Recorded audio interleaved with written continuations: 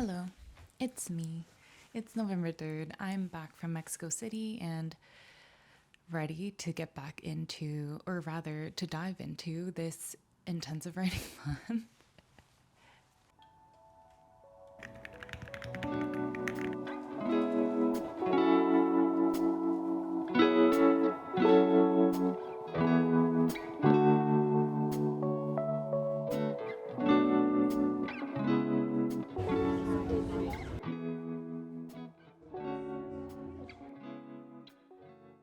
So, before I left, as a recap, my sister had moved in, my friend had come to stay for a few days, and then we went to Mexico City together. It was an incredible trip. It's a good time for me to kind of just restore and find balance again, to take a break from writing and jump back into reading and exploring other things that I find interesting. My friend is very into art, as am I. So, like every single day, we were going to at least 2 museums, I want to say. There were so many. It was a good reminder for me to make sure that I'm approaching this month in a very balanced, realistic way. Last month, I did do nano. I did 50K words, but I barely made it. I think I was 4 words over the threshold by midnight. So it was a mad dash. But in order to do that, I needed to really give up a lot of the things that I enjoy outside of writing. So I needed to not see anyone and I needed to wake up early. I love to sleep. I needed to wake up early. I needed to go straight to writing after work. And it was very fun and I felt very driven, but it really burnt me out. I couldn't look at my whip again until February or so. I was so burnt out from the experience, although it was incredible and I learned a lot. So this year, I want to make sure that I'm being a lot more forgiving with myself. Make sure that I actually end up using the words that I write. Because a lot of this stuff, it was basically a discovery draft last year. So this year, I want to be very realistic and I'd be very happy if I just made it to the beginning of Act 3 by the end of the month. And I want to finish my draft by the end of the year. We'll see how long it takes for me to actually edit the thing, but I'll be super happy with getting the first draft down by the end of the year.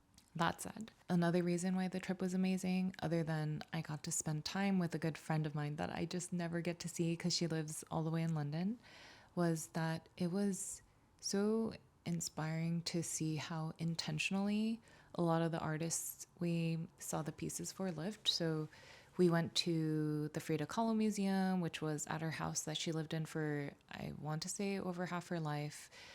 We went to Casa Barragan, the house of the architect, and both of them lived their lives so intentionally. And like you can see it in the way that they laid out their houses, the decorations that they put in there, the books they were reading, the art they collected. That's something that I strive to be like. I want to be very intentional with the way that I spend my time, the people I surround myself with, the food that I eat. We're reading Crying in H-mart for my book club at work this month, and I was kind of resisting the book for a while because I knew that it was pretty heavy. It was about grief, but I read an excerpt a few months ago, and it was talking about how Korean people are so specific about their food, and they need their food to be delicious. They need it to be served at the right temperature. And I'm so like that where I feel like I get upset when food is not good.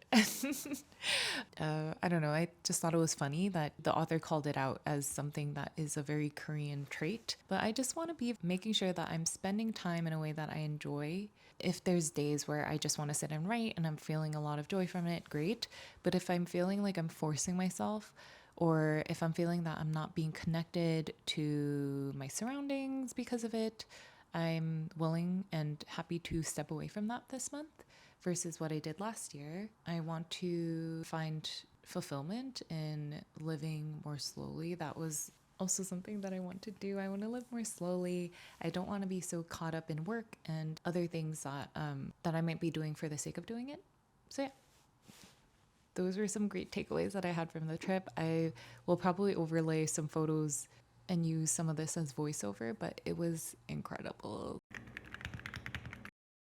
another goal for this month. I'm choosing a weird time, I think, to start creating content where it's like going into a really heavy month. But because I'm being so forgiving with myself in writing, I want to make sure that I'm making time to create content and explore some of these things and get better at it over the course of this month so that I feel confident with the filming schedule, with the way that I'm approaching this channel. But I do want to try at least to, in the beginning, make time to brainstorm and have a backlog of a few videos so that it is possible to get close to that every one video every 1 or 2 weeks.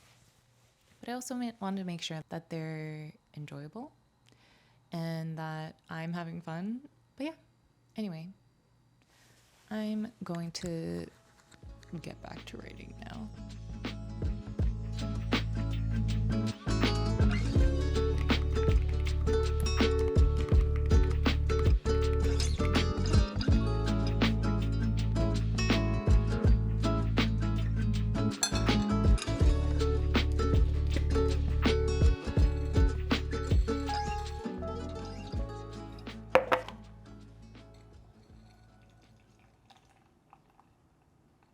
It's the day after Election Day. By now, we all long know what has happened because I'm going to post this in like 3 weeks or so, 2 weeks or something like that. But my God. Yeah, that's that. We'll see what happens. Yeah, this week was a lot of ups and downs. This past week, I got to see my friend that I barely ever see. We went to Mexico City. It was my birthday. And then writing month started. But I'm just rambling. It's a weird day. All right. I'll talk to you later.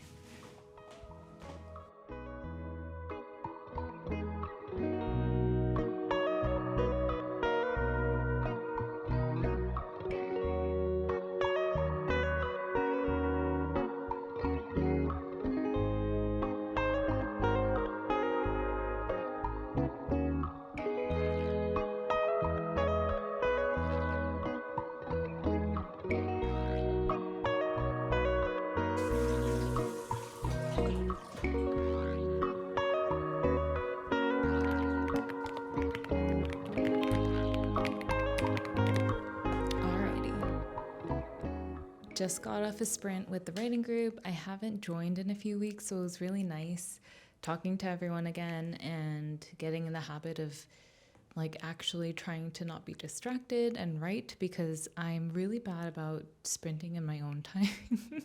I should do it again. I just need to mentally tell myself to do it and then I can do it. But I tend to sit down to write, get really distracted, look at inspo online, start texting, and so it's not very productive. But I'm trying to be better about writing this month, especially since it's that time of year. And it's always really, one thing that I found too is that I write a lot more words when I sprint in a group. Even though it's not it's like longer breaks than you would think. So typically we'll do like 20-minute sprints or 15-minute sprints and 10-minute breaks in between where we're chatting and asking each other how it went or about what life stuff or what people are writing. And for whatever reason, I do end up writing a lot more when I'm in that setting. But still, I'm a colossally slow writer, especially compared to everyone in my group. So people will be like 300 words, 400 words, sometimes 500 words. And I'm like, how are you writing that fast in 20 minutes? But I just go at my own pace and that's fine. I will be like 50 words, 70 words. Sometimes I just sit there and edit. So it's like -10 words. But I'm having fun. So right now, I kind of said before, I changed a few things between my discovery draft and the first draft. So right now I'm at a point where I'm trying to introduce alternative POVs. I'll go back to my original draft. So in the original draft, there's a character named Patty. I completely changed the dynamic between Rose, my main character, and this character Patty. I always had them as they were childhood friends. Patty disappeared one day and then reappears in Rosé's life at this really critical moment. But things are different. And now Patty reappears to Rosé dressed as a man and living life as a man, but they themselves, you find out why later, and they themselves don't identify as a man, but there are reasons why this is happening. It was a lot more coincidental in my first draft why they're back in each other's lives, but this time around I thought it would be a lot more interesting if it was a lot more intentional, that Patty reapproached Rosé on purpose and needed them, like needed their help type thing, and also changing the kind of dynamics between them. So Rosé is a couple years older than Patty. So Patty growing up always called her 언니, which means like older sister in Korean. It does not mean you're blood related. It just is like a title of reverence almost. So always called her 언니. And Rosé, there was just that hierarchy between them. And now Patty is actually of a higher social class. There's other things that also are in play to create some of that distance. And I just thought it was interesting. But Rosé, like in her mind, she's like, you're younger than me. And that used to be our dynamic. And she kind of needs to adjust to this new relationship. And Patty as well, like they haven't seen each other, I forget how long. They haven't seen each other in like 12, 13 years type thing. So that is a significant amount of time, but it's also one of those things where if you have a very good friend from childhood, you grew up together, you had very significant memories together, you see them again, you have a different type of closeness. Like sometimes it feels like no time has passed, even though you've lived completely different lives and childhood friends hit different. So I just like that dynamic. I just really love childhood friends. I love the relationship between these two because there is that comfort and comfortability between them that Rosé does not have with other characters. It's fun like showing different sides of her through her relationships, whether it is between her and her siblings, her and her mother, her and this childhood friend versus the new people that she is encountering, and like love interests and all that. Like in the first chapter, it starts with her and her ex. I just really like relationship fueled stories, and I really like how you can use that kind of as a tool to dive into context of like, why is this character the way they are? How are they? Who are they? Like, I just think it's really fun. So I'm enjoying writing this. And also on the flip side, so Patty is one of the POV characters now. They were not initially. There are like certain sides of Rosé that I can reveal through Patty's perspective, through other characters like Xander's perspectives, things that she wouldn't think about herself. And I also think it's a nice way of more naturally describing how people look.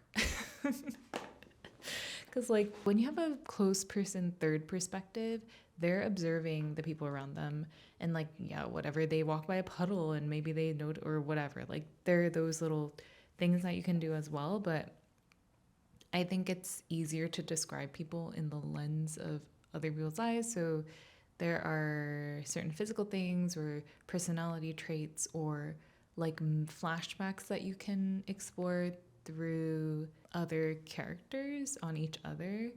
So one thing that I got rid of that I might reintroduce again was there's a character who named Leto who is kind of serious, like really intense, very competent.